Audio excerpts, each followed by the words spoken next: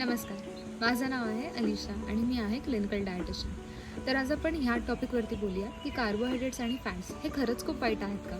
तर मग चला. कार्बोहायड्रेट्स ह्याचे दोन प्रकार आहेत, टाईप्स आहेत आपण असं म्हणूया. सिम्पल कार्बोहायड्रेट आणि कॉम्प्लेक्स कार्बोहायड्रेट. सिम्पल कार्बोहायड्रेट हे नावामध्येच लिहिलं गेलं आहे की जे आपल्या बॉडीमध्ये सिम्पली ऑब्झॉर्ब होऊन जातं. ज्याचे एक्झाम्पल्स मी तुम्हाला सांगेन. जे गूळ आहे, मध आहे, उसाचा रस आहे, साखर आहे, हे सगळं सिम्पल जे आपण कन्झ्युम करायला पाहिजे, ज्याच्यामध्ये न्यूट्रिएंट्स म्हणजेच विटॅमिन्स आणि मिनरल्स पण आहेत आणि जे आपण नॅचरली घ्यायला पाहिजे डे टू डे लाईफमध्ये, हे एक्झाम्पल्स आहेत. दुसरं सिम्पल कार्बोहायड्रेटचे एक्झाम्पल्स असे आहेत जे युजली आजकालचे सगळे लोक जे कन्झ्युम करत आहेत, ज्याच्यामुळे बरेच आजार होत आहेत, ते आहेत चॉकलेट्स असतील, सॉफ्ट ड्रिंक्स असतील. ह्याच्यामध्ये काय तुम्हाला सांगते, आपल्याला फक्त कॅलरीज मिळतात, न्यूट्रिएंट्स काही मिळत नाही, जेणेकरून खूप आजार होतात की अर्ली ह्याच्यामध्ये प्री डायबेटिक होतात लोक, किंवा किडनी इश्यूज होतो, हार्ट इश्यूज होतो, वेट गेन होतं, PCOD होतं, थायरॉईड इश्यूज होतात, किती प्रकार.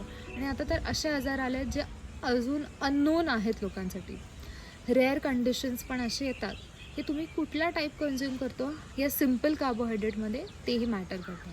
दुसरं आहे कॉम्प्लेक्स कार्बोहायड्रेट. तर परत नावामध्येच आहे, कॉम्प्लेक्स म्हणजेच काय, जे खूप कॉम्प्लेक्स आहे आपल्या बॉडीला टू ब्रेक इट डाऊन. म्हणजेच काय, ते पूर्ण ब्रेकडाऊन नाही होत, ते आपल्या बॉडीमध्ये राहतं, हळूहळू स्लोली ग्लुकोज सोडतं हळू आपल्या ब्लडस्ट्रीममध्ये, जे आपल्याला सटायटी देतं, जे फॅटला बाइंड करू शकतं आणि आपलं फॅट बॉडीमधनं बाहेर काढू शकतात. म्हणजेच की फायबर असतील, होलग्रेन्स असतील, मिलेट्स असतील, म्हणजेच पालेभाजी, भाकरी, हे सगळं आपण डे टू डे लाईफमध्ये कन्झ्युम करायलाच हवं. दुसरं, आता फॅट्सबद्दल बोलण्या गेलं तर की फॅट्सचे पण प्रकार आहेत. तर ते 3 सॅच्युरेटेड फॅट्स आहेत, दुसरं म्हणजे अनसॅच्युरेटेड फॅट्स आहेत, आणि तिसरं म्हणजे ट्रान्स फॅटी ॲसिड्स आहेत. हे थोडे केमिस्ट्रीचे नाव आहेत, पण आपण ह्याला अजून थोडं डिकोड करूया. सॅच्युरेटेड फॅट्स जे आहेत, ह्याचे सोर्सेस प्रोटीन सोर्सेसमध्ये मिळल्या जातात, म्हणजेच ॲनिमल प्रोडक्ट्समध्ये, ॲनिमल सोर्सेसमध्ये.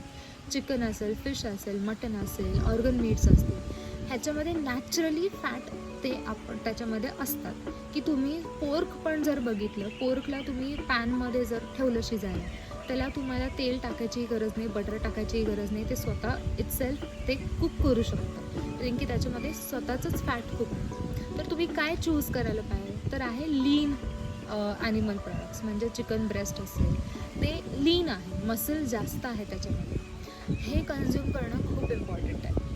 दुसरं म्हणजे unsaturated fatty acids. Unsaturated fatty ॲसिड्समध्ये 2 प्रकार असतात, Omega-3, Omega-6, आणि खरं तर तिसरा पण आहे Omega-9.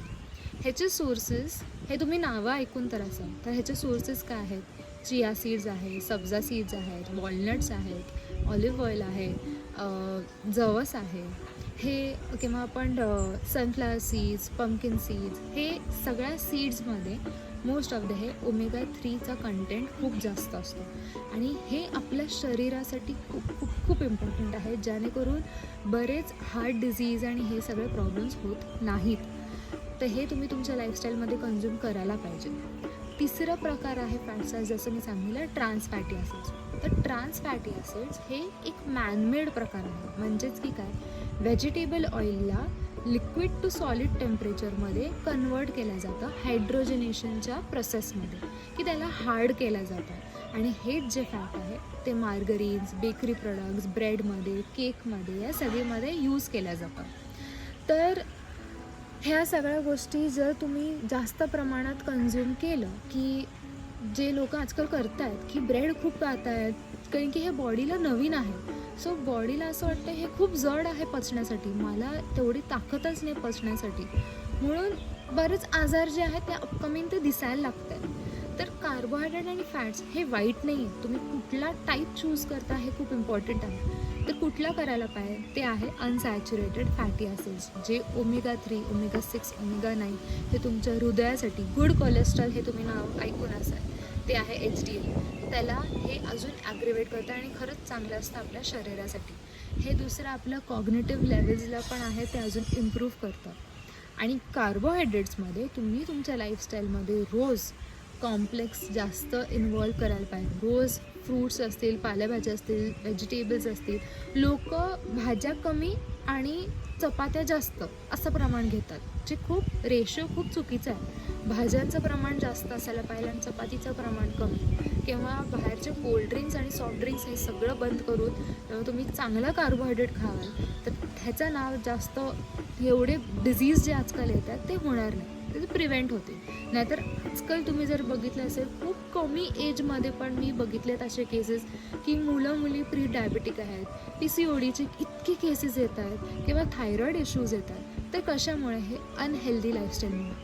हे कार्बोहायड्रेट आणि फॅट्स परत पुन्हा सांगते हे वाईट नाही. तुम्ही कुठला चूज करता सोर्स ह्याचा, जे मी आत्ता सांगितलं आहे हे खूप खूप खूप महत्त्वाचे आहे. तर चला नेक्स्ट व्हिडिओसाठी पुन्हा एकदा भेटूया. थँक्यू.